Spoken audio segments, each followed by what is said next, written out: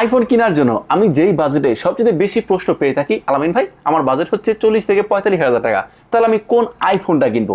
আজকের ভিডিওতে একদম সহজ ভাষায় এই বিষয়টা ক্লিয়ার করবো। আপনার বাজেট 40 থেকে 45,000 টাকা হলে আপনার জন্য কোন আইফোনটা নেওয়া সবচেয়ে বেশি বুদ্ধিমানের কাজ হবে। দেখেন, 40 থেকে 45,000 টাকা বাজেট হলে আপনি এই বাজেটে ইউজ মার্কেটে আইফোন 12 প্রো পাবেন, 12 প্রো ম্যাক্স পাবেন, আইফোন 13 পাবেন, অথবা কিছু টাকা বাড়লে তো আইফোন 14টাও পাওয়া যাচ্ছে।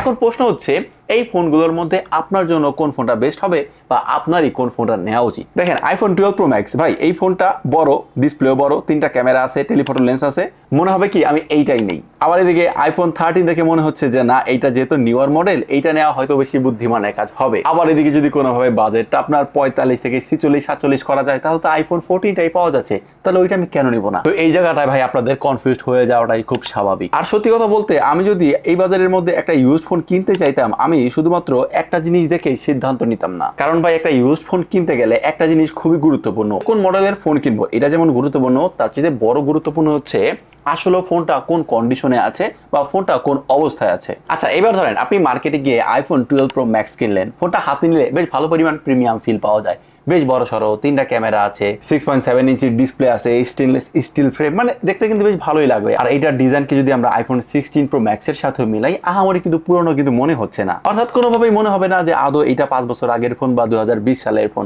আবার এটার ক্যামেরার বিষয়ে একটা মজা আছে, কারণ কি এটাতে যেহেতু আপনি 2.5x টেলিফটো লেন্স পাচ্ছেন, আপনি যদি এইটা দিয়ে ফটোগ্রাফি করেন, ছবির পার্সপেক্টিভ আর ব্যাকগ্রাউন্ড কম্পোজিশনের কারণে আলাদা একটা লুক আসে কিন্তু এই আইফোন 12 প্রো ম্যাক্স থেকে। মানে আপনি যদি এটা দিয়ে প্রপারভাবে ছবি তুলতে পারেন, পোর্ট্রেট ফটোগ্রাফি জায়গায় প্রায়োরিটি থাকে, তাহলে আপনি এইটা দিয়ে বেশ ভালো পরিমাণে স্যাটিসফাই হবেন। কিন্তু তারপরে আপনার মাথায় প্রশ্ন আসবে, কিরে ভাই, এটা তো 2020 সালের ফোন, অনেক পুরনো ফোন, আদৌ কি এত পুরনো ফোন আপনার নেওয়া উচিত হবে? এখন দেখা গেছে মার্কেটে আপনি যদি আইফোন 12 প্রো ম্যাক্স পাবেন, বা এটা কখনোই আপনি কোনো ইউজড ফোন পাবেন না, হয় সেটা রিফারবিশ ইউনিটের কোনো ফোন, অথবা সেটা কোনো থার্ড পার্টি দোকান মোকান অনেক কিছু চেঞ্জ করে, ডিসপ্লে চেঞ্জ করে, ব্যাটারি চেঞ্জ করে তারপর সেল করতেছে। তখনই কিন্তু মনের মধ্যে খটকা চলে আসবে, আর তখন আপনার এই আইফোন 12 প্রো ম্যাক্সটাই স্কিপ করতে মন চাইবে। ওই আপনার দোকানে গিয়ে আপনি যদি দেখেন একটা আইফোন 12 প্রো ম্যাক্স এর ব্যাটারি হেলথ আছে হচ্ছে 85% অথবা 95 বা 90, এরকম ব্যাটারি হেলথ দেখে ভাই খুশি হওয়ার কোনো কারণ নাই। আসলে ওই ব্যাটারিটা অথেন্টিক কিনা বা রিয়েল কিনা যাচাই বাছাই করে তারপর কিন্তু সিদ্ধান্ত নিতে হবে। তো এগুলো বিবেচনা করে এবার আপনি যদি আইফোন 12 প্রো ম্যাক্সটা রেখে আইফোন 13টা হাতে নেন,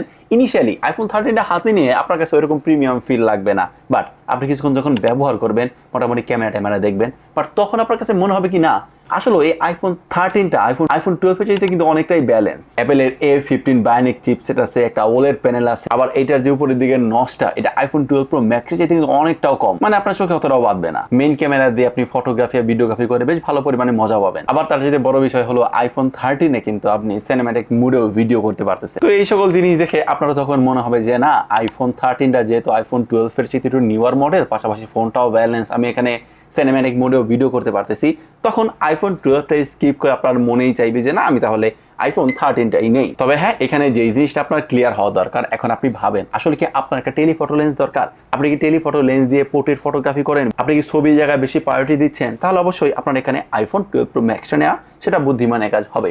এখন আপনি যদি বলেন যে না, আমি ওই টেলিফটো লেন্স দিয়ে তো ফটো তুলি না, বাট আমি ভিডিওগ্রাফি করি, ভিডিও নিয়ে একটু বেশি কাজ করি, তাহলে সেই জায়গা থেকে ব্যালেন্সের পাশাপাশি একটা নিউয়ার মডেল চাইলে আইফোন 13টাই আপনার জন্য রিকমেন্ড হবে। আর এবার যদি আমরা আইফোন 14 এর দিকে একটু আসি, দেখেন যেহেতু আপনার 45 থেকে 46 কি 47,000 টাকা বাজেট করলে কিন্তু আইফোন 14 পাওয়া যাচ্ছে। দেখেন, আইফোন 14 থেকে আইফোন 13 পারফরমেন্সের জায়গায় ওইরকম কোনো পার্থক্য না থাকলেও মোটামুটি একটু ইমপ্রুভমেন্ট পাবেন হচ্ছে আপনি আইফোন 14 এর ফটোগ্রাফি আর ভিডিওগ্রাফির জায়গায়। এখন দেখা গেছে আপনি যদি নিয়মিত ভিডিও করেন, আপনি যদি রিলস ভিডিও মানে কন্টেন্ট ভিডিও করেন ফেসবুকের জন্য, ইউটিউবের জন্য, আপনার একটু ক্যামেরার জায়গায়, ভিডিওর জায়গায় একটু বেশি প্রায়োরিটি আছে, তাহলে ওই জায়গা থেকে না 13টা স্কিপ করে 14টাও কিন্তু নেওয়া যায়। হ্যাঁ, এই ক্ষেত্রে যদি আপনার বাজেটের ক্ষেত্রে কোনো সমস্যা না হয়, কারণ রেগুলার লাইফে আইফোন 13, 14 আসলে ডিজাইনটাও এক, লুকটাও এক, আর যেটুকু পারফর্ম ডেলিভারি করবে ওইটা আসলে রেগুলার লাইফে তেমন কোনো পার্থক্য ম্যাটার করে না। আর চিপসের কিন্তু দুইটাতে সেম, তো এই জায়গায় পারফরমেন্সটা হয়তো কিছু জায়গায় সেম দিবে, ওই র্যামের জায়গায় কিছুটা 2 GB কম বেশি আছে, বাট ইনিশিয়ালি যদি আপনার ক্যামেরার জায়গায় একটু বেশি ডিমান্ড থাকে, ক্যামেরার জায়গায় কিন্তু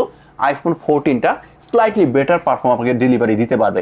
তো এইটা আপনার তখনই কাজে রাখবে যদি আপনি প্রপারভাবে যদি আপনি ভিডিও করেন, কন্টেন্ট ক্রিয়েট করেন, এই জায়গা থেকে কিন্তু আপনি এটা সঠিক ফায়দাটা নিতে পারতেছেন। তাছাড়া 13 থেকে 14-এ আহামরি অন্যান্য দিকে ওরকম ইমপ্রুভমেন্ট বা ওরকম পার্থক্য আপনি পাবেন না। তো এখন আপনি যদি একজন কন্টেন্ট ক্রিয়েটর হন বা কন্টেন্ট ক্রিয়েটর হতে চান, একটু ভিডিও টিডিও নিয়ে কাজবাজ করতে চান, তাহলে সেই জায়গা থেকে আমার মনে হয় বাজেটটা বাড়াতে পারলে আপনার আইফোন 14টা নেওয়াই সেটাই বুদ্ধিমানের কাজ হবে। তাহলে এতক্ষণে দাঁড়িয়ে এখন আপনারা যদি আমাকে প্রশ্ন করেন যে ভাই আপনার বাজেট যদি 40 থেকে 45 হাজার টাকা যদি আপনার বাজেট হতো তাহলে আপনি কোনটা নিতেন, আমি এই জায়গা থেকে বলবো আমি হলে আইফোন 14টাই নিতাম। এটা আমার পার্সপেক্টিভে আসলে মিলে, যেহেতু আমি কন্টেন্ট ক্রিয়েট করে ভিডিও টিডিও বানাই, সেই জায়গা থেকে আইফোন 14টা ক্যামেরার জায়গায় আমাকে একটু ভালো সাপোর্ট দিতে পারবে। তবে আপনি যদি কন্টেন্ট ক্রিয়েট এরকম না করেন, এই জায়গা থেকে সবচেয়ে ব্যালেন্স অপশন হচ্ছে আইফোন 13টা।